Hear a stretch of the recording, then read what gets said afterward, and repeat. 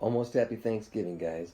And we're continuing to move along through Night Driving, Notes from a Prodigal Soul by Chad Bird. So enjoying this, guys. I hope you have, just as we wrapped up that Heart of Man series, really sensing that that's not an end, but a beginning of a journey towards really knowing your God, who He is as a Father, but knowing who you are too, and learning to start being okay with that. That we do have limitations, but we have a God who has no limitations except for our willingness to walk with Him, and that's kind of what chapter 6 takes us into, is this idea that we put limitations on God in a weird way by, what Chad Bird talked about was by putting on masks.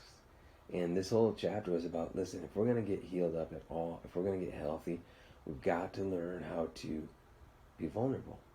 And it's not natural for us to put ourselves at risk. So we manufacture masks, and the Bible is just filled with character after character after character that is unmasked by the scriptures themselves. So we read about their lives when they're masking themselves and then being unmasked, and the fact that we get to read about it is the fact that they're unmasked, and we get to see ourselves in their stories and get healed as we relate to them and realize God never gave up on them.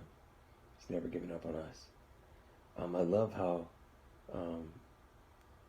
Chad tells that story about how, in these different moments in his life where he thought he was getting a restart, and realizing that restarts for him really weren't restarts, because he was still bringing all the same garbage with him that just always was there, and his breakthrough didn't come until his little daughter sitting at bed one night.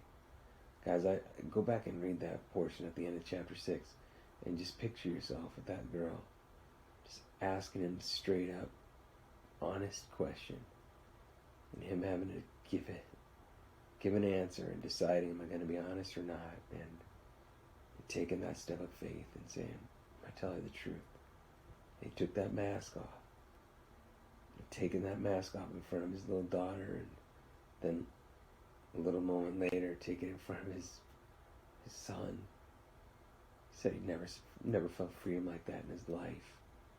It was just this simple idea that I've made myself vulnerable to the people that could potentially hurt me the most,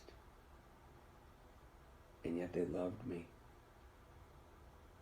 and they forgave me. And I realized that this isn't about me being better or me proving something to them. It's about me being honest, and me learning to trust God, that He loves me as I am, not as I should be, because I'm never going to be as I should be. And that's beautiful. Those are the simple truths that we've got to learn to trust God in. So, guys, happy Thanksgiving. Remember, there's so much power in Thanksgiving. Take time to just ponder, and even wherever you find yourself today, we always have the cross, we always have the resurrection, we always have the hope of eternity with God. Know today that you have brothers that love you. You got a church family that is going to be there for you best we can, even though we're not perfect either. And so let's celebrate Jesus and learn to take off those masks. God bless you guys.